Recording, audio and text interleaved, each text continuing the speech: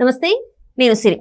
Harihara Veeramallu lyrical video అయితే release అయింది. So దీంతోనైతే అది ట్రెండింగ్ 1లో ఉంది. మరి ఏంటి అంటే జనాలు దీన్ని ఆదరిస్తున్నారు లేకపోతే ఇంకేమన్నా ఉందా అనే ఒక చర్చ కూడా జరుగుతుంది. మరి ఇందులో ఎంతవరకు వాస్తవం ఉందనే అంశాన్ని మనకి వివరించడానికి మనతో పాటు ఉన్నారు ప్రముఖ సీనియర్ జర్నలిస్ట్ యజ్ఞమూర్తి గారు. నమస్కారం సార్. నమస్తే సరే సార్, ఇప్పుడు చూస్తుంటే హరిహర వీరమల్లు నుంచి ఒక సాంగ్ అయితే రిలీజ్ అయింది. అది కూడా ఏంటంటే పవన్ కళ్యాణ్ గారు పాడిన పాట. సో ఇప్పటికైతే ట్రెండింగ్ 1లో అయితే ఉంది. సో దీని అంటే ట్రెండింగ్ 1లో ఉండడానికి వెనుక కూడా ఒక చర్చ జరుగుతుంది. ఏంటి మరి దీని వ్యూస్ ఆర్గానికా కాదా అని చెప్పేసి. సో మరి ఏమంటారు సార్ మీరు?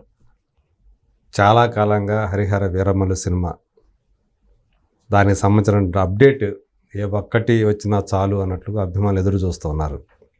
అలాంటి వాళ్ళందరికీ కూడా సంబరం నింపుతూ నిన్న లిరికల్ వీడియోని ఫస్ట్ సింగిల్ని రిలీజ్ చేశారు. అదొక లిరికల్ వీడియో చూస్తే ఎంఎం కీరవాణి లాంటి ఒక లెజెండరీ మ్యూజిక్ డైరెక్టర్ కంపోజ్ చేసినటువంటి సాంగ్ అది. పెంచల్ దాస్ అంటే జానపద శైలి పాటలు రాయటంలో సిద్ధహస్తుడిగా తనకు చాలా మంచి పేరు వచ్చింది.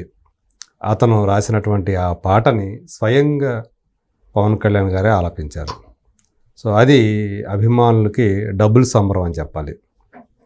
ఒక పాట రావటం ఒక సంబరం అయితే దాన్ని స్వయంగా తమ అభిమాన కథానాయకుడే పాడటం అనేది వాళ్ళకి మరింత సంబరాన్ని తీసుకొచ్చిందని చెప్పాలి. అందుగురించే అది ట్రెండింగ్లో నిన్న రిలీజ్ అయినప్పుడు కూడా నిన్న సాయంత్రం స్టిల్ ఇప్పటికీ కూడా అది ట్రెండింగ్లో ఉంది. 24 గంటలు గడిచేటప్పటికి అది అంటే టాప్ 4లో ఓవరాల్గా టాప్ 4లో నిలిచిందని చెప్పేసి మనకి ఆ లెక్కలన్నీ చెప్తున్నాయి. ఆ సమాచారం తెలియజేస్తూ ఉంది. అంటే ఇది మీరు అన్నారు ఆర్గానికా ఇనార్గానికా అని. సో ఆ లెక్కలు మనకైతే తెలియదు కానీ సో ప్రస్తుతానికైతే మంచి ఆదరణతోటి ట్రెండింగ్లో ఉంది అంటే దాన్ని ఆదరిస్తారు, అంత బాగా ఆదరిస్తారు. స్వతహాగా పవన్ కళ్యాణ్ గాయకులు కాదు. అవును సార్. ఆయన ఎలా అయితే మాట్లాడతారో ఆ పాటను కూడా అలాగే పాడారు ఆయన. ప్రొఫెషనల్ సింగర్ పాడితే దాని వేరే ఉంటుంది, సౌండ్ వేరే ఉంటుంది, మనకు సౌండ్ వేరే ఉంటుంది. ఇక్కడ పవన్ కళ్యాణ్ గారు పాడారు కాబట్టి ఆయన వాయిస్ వాళ్ళకి బాగా ఇష్టం కాబట్టి అది అంత బాగా ఆదరణ పొందుతుందని చెప్పేసి మనం అనుకోవాలి. సో యాక్చువల్గా అంటే పెద్ద 2024లోనే టాప్ సాంగ్గా పేరు పొందినటువంటి కుర్చీ మడతబెట్టి అనే సాంగ్ కూడా మొదటి 24 గంటలో పెద్ద ఎక్కువ ఇది కాలేదు, అది పాపులర్ కాల, అంటే ఎక్కువ వ్యూస్ రాలే దానికి. కానీ ఇక్కడ మనం చూస్తే మనం చెప్పుకున్నాం టాప్ 4 ఓవరాల్గా అంటే ఇప్పటిదాకా తెలుగు సినిమాల లిరికల్ వీడియోస్లో నెంబర్ 4th ప్లేస్లో ఉంది అంటే అంత ఆదరణ పొందిందని చెప్పాలి. ఇప్పటివరకు టాప్ 5లో ఉన్నాయి ఏంటంటే కిసిక్ అనేది ఆ పాట, పుష్ప 2లో ఉన్నటువంటి ఆ పాట. ఆ లిరికల్ వీడియో 24 గంటల్లో 27.19 మిలియన్ వ్యూస్ సాధించి నెంబర్ 1 పొజిషన్లో ఉంది ఇప్పటివరకు కూడా. దాని తర్వాత గేమ్ చేంజర్కి సంబంధించినటువంటి 2 పాటలు టాప్ 2nd and 3rdలో ఉన్నాయి. అందులో నానా హైరానా యాక్చువల్గా మొదట ఈ పాటను ఇంక్లూడ్ చేయాలి సినిమా రిలీజ్ అయినప్పుడు, చాలా లేటుగా పెట్టారు. ఇది 23.44 మిలియన్ వ్యూస్ ఈ పాటకు వచ్చాయి, 2nd ప్లేస్లో ఉంది. అలాగే ధోప్ అనే సాంగ్, అది డ్యూయటే, అంటే కియారా అద్వానీ, ఈ 2 కూడా డ్యూయట్లే, వాళ్ళిద్దరి మీద తీసినయే, రామ్ చరణ్ కియారా అద్వానీ మీద. ధోప్ అనే సాంగ్కి అది 21.27 మిలియన్ వ్యూస్ దానికి వచ్చాయి. ఇక ఇప్పుడు 4th ప్లేస్లోకి ఈ మాట వినాలి. సో అవన్నీ కూడా ప్రొఫెషనల్ సింగర్స్ పాడిన పాటలు అయితే ఇది స్వయంగా హీరో ఆలపించినటువంటి పాట. సో ఇది 19.51 మిలియన్ వ్యూస్ సాధించింది అని చెప్పి మనకి సమాచారం అందుతుంది. ఆ తర్వాత గుంటూరు కారం దమ్ మసాలా సాంగ్, అది 5th ప్లేస్లో ఉంది. అది 17.42 మిలియన్ వ్యూస్, 24 గంటల వ్యవధిలో సాధించినటువంటి వ్యూస్ అనమాట ఇవన్నీ కూడా. ఈవెన్ 6thలోకి వచ్చేటప్పటికి రా మచ్చా మచ్చా అని ఆయన సోలోగా పాడతారు కదా డ్యాన్సర్స్ తోటి, ఆ పాట అది 16.44 మిలియన్స్. అంటే టాప్ 6లో 3 పాటలు గేమ్ చేంజర్వే ఉన్నాయి. పాటలు అంత హిట్ అయినప్పటికీ కూడా, అంటే స్పాట్లో అంత పెద్ద హిట్ అయినప్పుడు, రిలీజ్ అయినప్పుడు సినిమాకి అవి పెద్దగా ఉపయోగపడలేదు అనేది ఇక్కడ ఒక వాస్తవం. సో ఇది మన దగ్గర ఉన్నటువంటి సమాచారం. అందుకని ఇప్పటికీ కూడా అది ట్రెండింగ్లో ఉంది. 24 గంటలు గడిచిన తర్వాత కూడా ఈ పాట అనేది మాట వినాలి అనే పాట.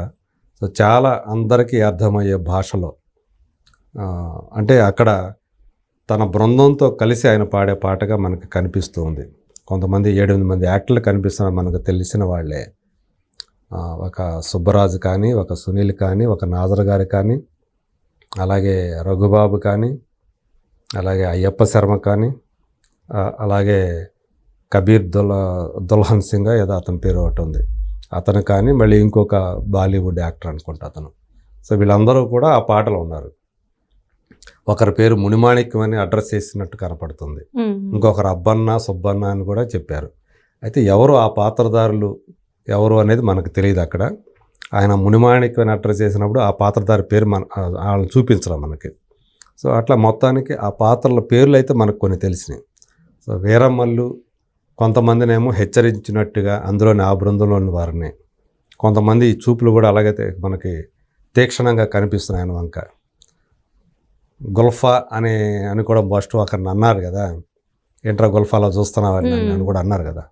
సో ఎవరిని ఉద్దేశించి ఆయన ఆ మాట అన్నారు ఏంటి అనేది మనకైతే ఇప్పుడు తెలియదు. కానీ బట్ మొత్తం ఆ బృంద సభ్యులే అని చెప్పేసి మనకు అర్థమవుతుంది. సో ఇది అతి త్వరలోనే ఇంకా 2 నెలల్లో మనం ముందుకు రావడానికి సమాయత్తం కాబోతుంది మార్చిలో. సో అందులో మొదటగా ఈ పాటని మన ముందుకు తీసుకొచ్చారు. ప్రధానంగా ఆ ఫ్యాన్స్ని, పవన్ కళ్యాణ్ ఫ్యాన్స్ ఎప్పటి నుంచో ఏగర్గా వెయిట్ చేస్తూ ఉన్నారు. సో ఓజీ ముందు వస్తుందా, ఈ సినిమా ముందు వస్తుందా అనే దాంట్లో ఇప్పుడు వీరమల్లే ముందు వస్తుంది అని మనకు తెలియజేయటం కోసం, దాన్ని కన్ఫామ్ చేయడం కోసం సో ఇప్పుడు ఫస్ట్ సింగిల్ని రిలీజ్ చేశారు. సో దీంతో వాళ్ళందరూ కూడా, ఫ్యాన్స్ అందరూ కూడా ఖుషి అవుతూ ఉన్నారు. సో ఈ సినిమా వచ్చిన తర్వాత ఏం జరుగుతుంది, అది ఎలాంటి సెన్సేషన్ సృష్టిస్తుంది, బాక్స్ ఆఫీస్ దగ్గర ర్యాంపేజ్ సృష్టిస్తుందా లేదా, ఇవన్నీ కూడా తర్వాత విషయం. ఈ లోపల ఈ ప్రమోషనల్ కంటెంట్ ఏదైతే వస్తుందో అది వాళ్ళకి అదే సినిమా చూసినంత సంబరం వాళ్ళకి.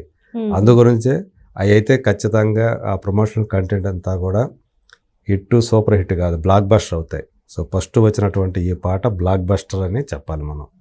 సో రాబోయే రోజుల్లో ఇంకేం కంటెంట్ వస్తుంది, పాటలు ఇంకెలా ఉండబోతున్నాయి. ఇందులో మనకు తెలుసు ఆ అమ్మాయి ఏంది, నిధి అగర్వాల్ హీరోయిన్గా నటిస్తుంది.